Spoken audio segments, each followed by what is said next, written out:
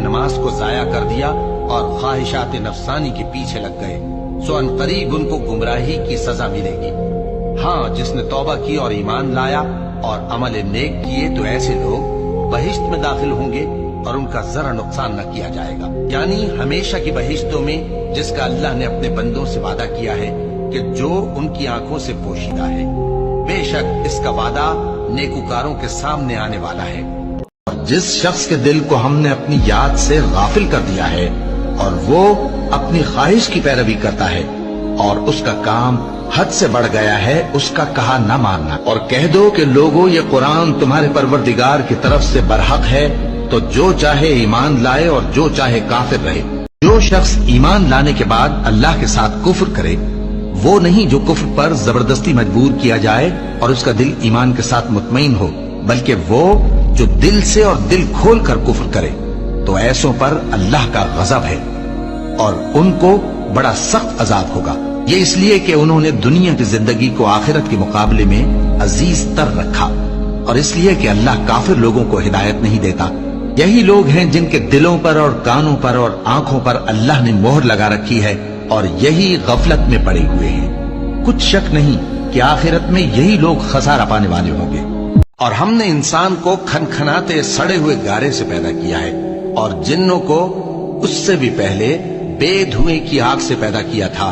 और वो वक्त काबिल जिक्र है जब तुम्हारे परवरदिगार ने फरिश्तों से फरमाया था कि मैं खनखनाते सड़े हुए गारे से बशर बनाने वाला हूँ, बस जब मैं उसको दुरुस्त कर लूं और उसमें अपनी तरफ से रूह फूंक दूं तो उसके आगे सजदे में गिर पड़ना। चुनाचे फरिश्ते तो सब के सब सजदे में गिर पड़े, मगर शैतान कि उसने सजदा करने वालों के साथ होने से इनकार किया। फरमाया, ए इब्लीस, तुझे क्या हुआ कि तू सजदा करने वालों में शामिल न हुआ? उसने कहा, मैं ऐसा नहीं हूं कि इंसान को जिसको तूने खनखनाते सड़े हुए गारे से बनाया है सजदा करूं। फरमाया, यहां से निकल जा कि अब तू मरदूद है और तुझ पर क़यामत के दिन तक लानत बरसेगी।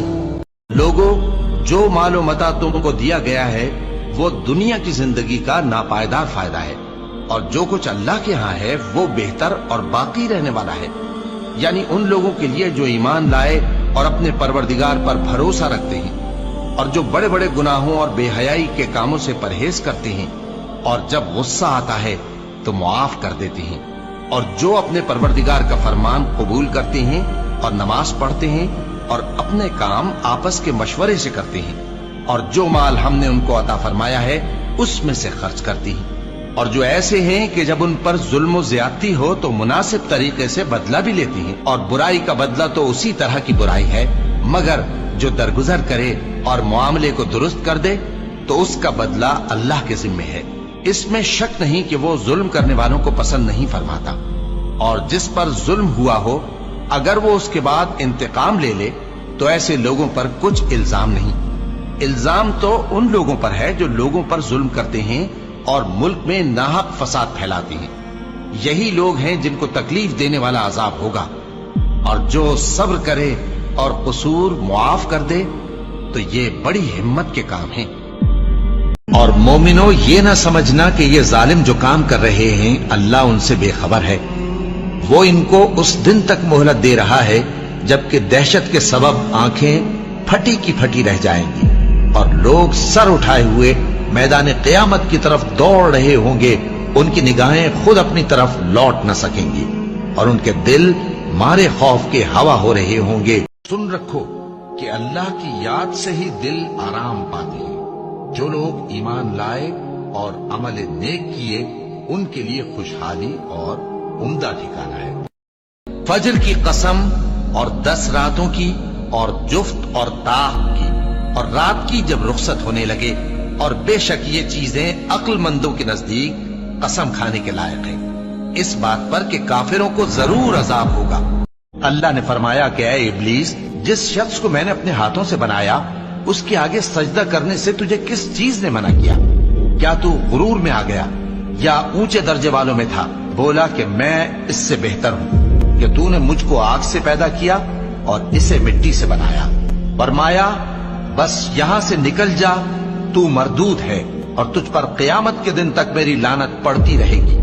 कहने लगा कि मेरे परवरदिगार, अच्छा तो मुझे उस रोज तक कि लोग उठाए जाएं मोहलत दे। फरमाया कि तुझको मोहलत दी जाती है उस रोज तक जिसका वक्त मुकर्रर है। कहने लगा कि मुझे तेरी इज्जत की कसम, मैं इन सब को बहकाता रहूंगा सिवाय उनके जो तेरे चुने हुए बंदे हैं। फरमाया ठीक है, और मैं ठीक ही कहता हूँ कि मैं तुझसे और जो इनमें से तेरी पैरवी करेंगे सबसे जहन्नम को भर दूंगा।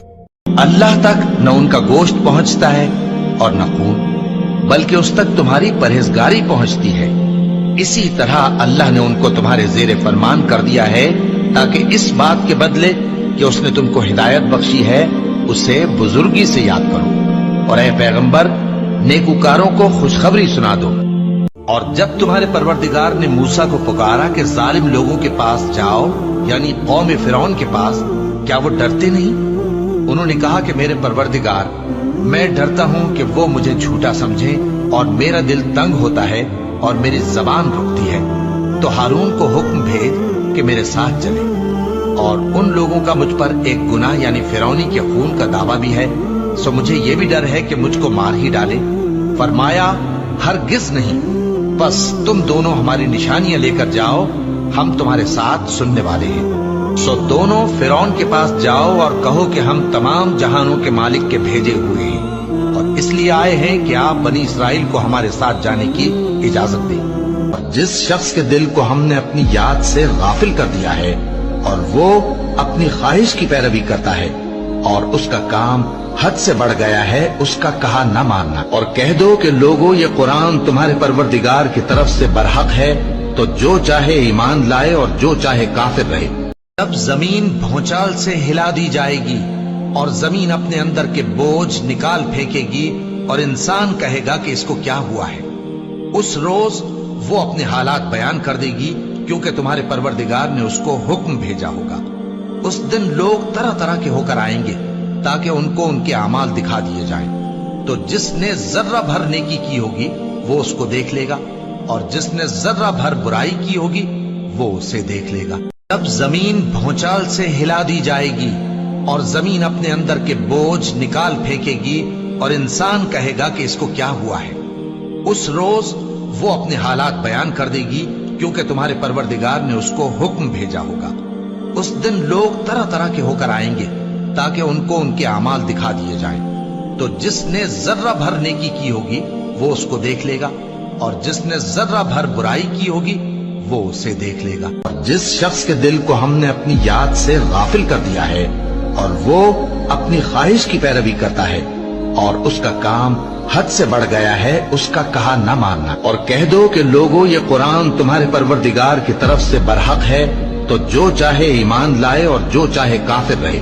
और जब तुम्हारे परवरदिगार ने मूसा को पुकारा कि जालिम लोगों के पास जाओ, यानी कौम फिरौन के पास, क्या वो डरते नहीं?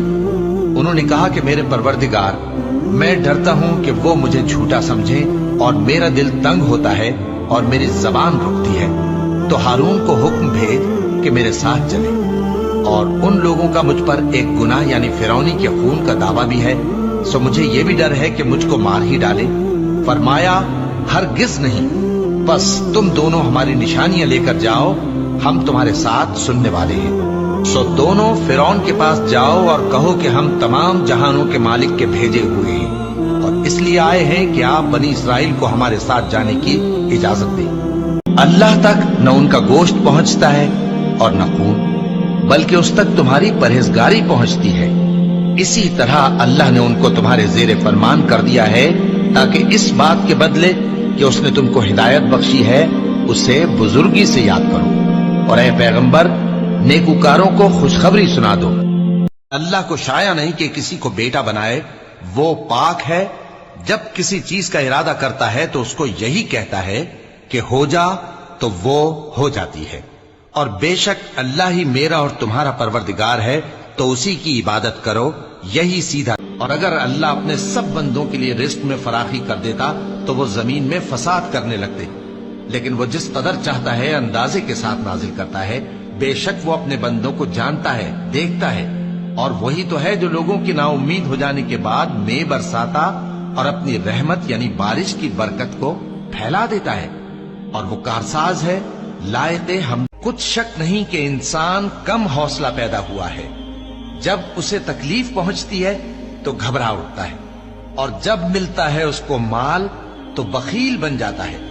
مگر نماز ادا کرنے والے جو نماز کا التزام رکھتے اور ہمیشہ پڑھتے ہیں، اور جن کے مال میں حصہ مقرر ہے، یعنی مانگنے والے کا اور نہ مانگنے والے کا، اور جو روز جزا کو سچ سمجھتے ہیں، اور جو اپنے پروردگار کے عذاب سے خوف رکھتے ہیں، بے شک ان کے پروردگار کا عذاب ہے ہی ایسا کہ اس سے بے خوف نہ ہوا جائے۔